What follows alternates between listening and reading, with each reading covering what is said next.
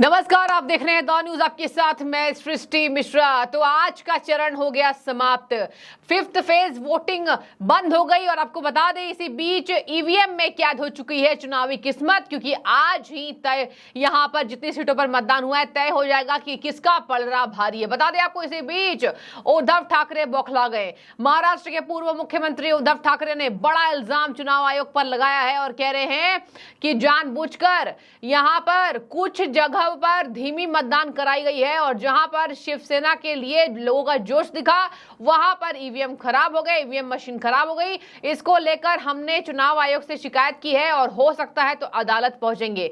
चुनाव आयोग पर उन्होंने इल्जाम लगाया और देखिए विपक्ष के नेता चुनाव आयोग को भी नहीं छोड़ रहे हैं। आपको बता दें उन्होंने प्रेस कॉन्फ्रेंस किया है और कह दिया, मैं लोगों से अपील करता हूं कि सरकार मतदान कम कराने की कोशिश कर रही है, इसलिए कृपया मतदान केंद्र पर जाइए और कतार में रहिए ताकि आपको अपना वोट डालने का मौका मिल सके। जाओ और कतार में लग जाओ, यदि समय समाप्त हो जाएगा तो उन्हें आपको मौका देना होगा। उद्धव ठाकरे ने कहा लोग मतदान करना चाहते हैं लेकिन वे जानबूझकर इसमें देरी कर रहे हैं। 5 बजे हो, कतार में रहें और अपना वोट डालें। हमें पता चला है कि प्रक्रिया में देरी हो रही है। उद्धव ठाकरे कह रहे हैं कि हम अदालत जाएंगे। आपको बता दें ये जनता कमेंट करी है, हार के डर से उद्धव ठाकरे ने मनगढ़ंत कहानी बनाने की शुरुआत कर दी है। दर्शकों आपको बता दें महाराष्ट्र में सबसे कम वोटिंग हुई है, 49% केवल वोटिंग हुई है, जहां पर आज कुल 49 सीटों पर वोटिंग हो रही थी। और इसी बीच 6 राज्य और 2 केंद्र शासित प्रदेशों में आज जमकर वोटिंग हुई है।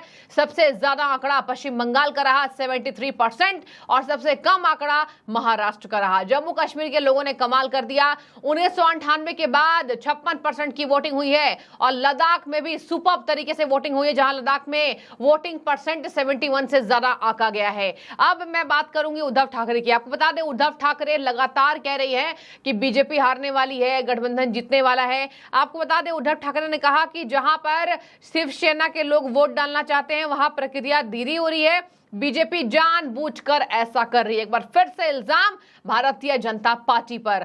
आज की सीटें इसलिए महत्वपूर्ण रही क्योंकि बीजेपी के 3 केंद्रीय मंत्री चुनावी मैदान में हैं। आपको बता दें स्मृति ईरानी अमेठी से, इसके साथ राजनाथ सिंह लखनऊ से और पीयूष गोयल जी मुंबई से। यहां पर तीनों केंद्रीय मंत्रियों की यहां साख दांव पर है। और बीजेपी ही नहीं, कांग्रेस के भी रायबरेली से राहुल गांधी के लिए वोटिंग जनता ने कर दिया होगा। तो देखिए सभी के लिए हाई प्रोफाइल सीटें थी, कांग्रेस हो, बीजेपी हो, अन्य पार्टी हो। और इसी बीच चुनाव आयोग के लिए शिकायत कर बैठे उद्धव ठाकरे। उद्धव ठाकरे कह रहे हैं पूरा का पूरा प्रोपेगेंडा बीजेपी करा रही है, जानबूझकर महाराष्ट्र में कम वोटिंग हुआ है और धीमी प्रक्रिया रही मतदान की। आपको बता दें उन्होंने बोला हम पूरा डेटा एकत्र करेंगे, जहां उन्होंने प्रक्रिया में देरी की है हमारे मतदाताओं को नुकसान पहुंचाने की कोशिश की गई है और फिर हम चुनाव आयोग के पक्षपातपूर्ण विचारों के खिलाफ अदालत जाएंगे। एक बार फिर से चुनाव आयोग पर बरसें। बता दें आपको इस चरण में कुल 264 उम्मीदवार मैदान में है। जिस जगहों पर चुनाव हो रहा है वो मुंबई की 6, ठाणे की 3, नासिक की 2 और धुले पालघर की 1-1 सीट शामिल है, जो मुंबई की मैंने आपको बताया।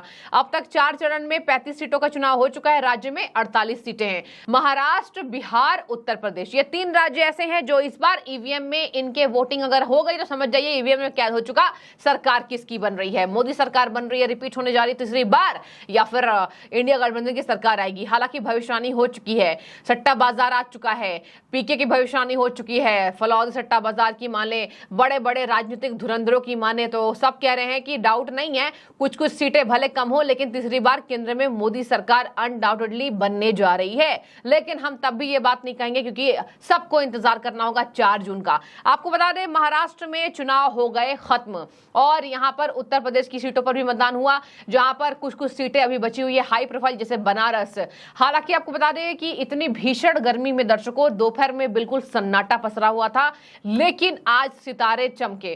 सितारे चमके मतलब मुंबई में जहां राजनेताओं और नेताओं का घर है, जहां बॉलीवुड एक्टर्स एक्ट्रेस रहते हैं, जहां सितारे रहते हैं, वहां पर भी अच्छी वोटिंग होनी चाहिए थी लेकिन नहीं हुई है। भले ही आपको टीवी स्क्रीन पर आज दिग्गज दिखे होंगे, हेमा मालिनी सांसद हैं, इसके साथ उनके पति धर्मेंद्र ने वोट दिया, सनी देओल ने वोट दिया, इसके साथ आपको बता दें अमिताभ बच्चन, ऐश्वर्या राय और जावेद अख्तर सभी ने वोट दिया है और सभी को टीवी स्क्रीन पर देखा गया। बड़े बड़े सितारों ने वोट दिया, लेकिन इन दिग्गजों के वोट डालने के बाद भी कोई उतना असर पड़ता दिखाई नहीं दिया और चुनाव आयोग से शिकायत करने के लिए उद्धव ठाकरे पहुंच रहे हैं। महाराष्ट्र में बहुत कम वोटिंग हुई है, महाराष्ट्र के लोगों ने बिल्कुल निराश किया है और इसी पर देखिए टीवी डिबेट में चर्चा भी हो रही थी।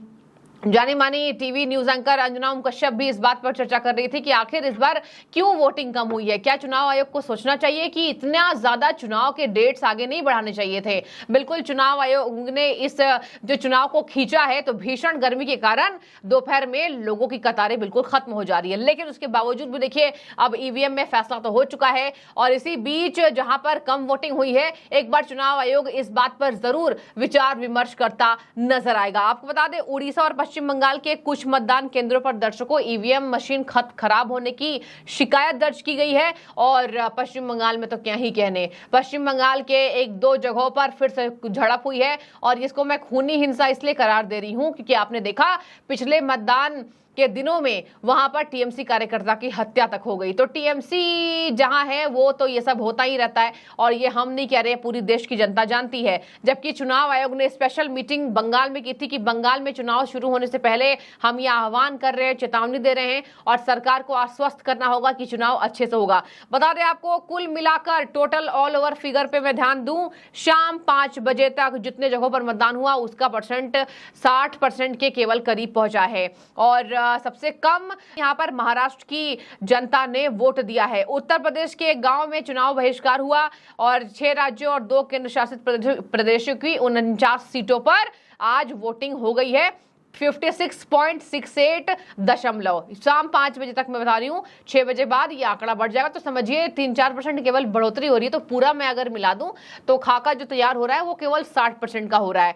तो 5th चरण में बड़ी सुस्त रही, धीमी रफ्तार रही, इसके बावजूद जम्मू कश्मीर के लोगों ने इतिहास रच दिया और धारा 370 हटने के बाद ये बड़ा चुनावी कवरेज माना जा रहा है और धारा 370 हटने के बाद ये बड़ा बदलाव कश्मीर की जनता ने किया। आपको बता दें जहां पर पहले आतंकवादियों का गढ़ होता था जम्मू कश्मीर में, वहां जमकर लोग निकल रहे हैं, तस्वीरें बड़ी अच्छी आ रही हैं। वहां लोग जमकर कतार में खड़े हैं, चाहे दोपहर हो शाम हो, और जम्मू कश्मीर के लोगों ने बिल्कुल अपने घरों से निकलकर मतदान का पूरा भरसक उपयोग किया है, जितनी जनता इधर की नहीं करी। पश्चिम बंगाल हो जाए, चाहे यूपी हो जाए, चाहे बिहार हो जाए। आपको बता दें बिहार में भी बड़ी सुस्त रफ्तार रही, बिहार की जो रफ्तार है वो 60 से कम की रही है और उत्तर प्रदेश की भी 60 से कम रही और बस 1 घंटे में 4 और 5% का ही फर्क आता है। तो 6 बजे तक अगर आप माने तो समझ जाइए कि 60% तक मतदान हुआ है।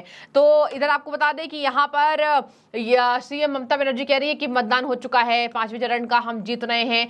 तेजस्वी यादव कह रहे हैं 5वें चरण का मतदान हो चुका, हम जीत गए 300 से ज्यादा सीटें। लेकिन इसी बीच बड़ी बड़ी भविष्यवाणियां हो रही हैं और इसी भविष्यवाणी के बीच में जिस तरीके से यहाँ पर बातचीत करें तो बीजेपी का पलड़ा यहां पर उत्तर प्रदेश में भारी पड़ रहा है, महाराष्ट्र की कुछ सीटों पर भी भारी पड़ रहा है और पश्चिम बंगाल में सबसे ज्यादा भारी पड़ रहा है। पश्चिम बंगाल में बीजेपी का वोट परसेंट बढ़ा है और इसी तरीके से आप देखिए कि पश्चिम बंगाल में अच्छा मतदान हो रहा है, परसेंटेज बड़े अच्छे आए हैं और पश्चिम बंगाल में तीसरे चरण में भी अच्छा मतदान हुआ था, चौथे चरण में भी। तो पश्चिम बंगाल में जितने चरणों में मतदान हुआ है वो बहुत अच्छा परसेंट वहां पर माना जा रहा है। आपको बता दें देश के अमीरों में शुमार अंबानी परिवार और रिलायंस फाउंडेशन के संस्थापक और चेयरपर्सन नीता अंबानी ने भी वोट किया और यहां पर मतदान केंद्र पे नीता अंबानी अपनी फैमिली के साथ दिखाई दी हैं। तो बड़े बड़े सितारे चमके, लेकिन महाराष्ट्र की वोटिंग परसेंट बड़ी धीमी रही और इधर बीच उद्धव ठाकरे बौखलाए और कह रहे हैं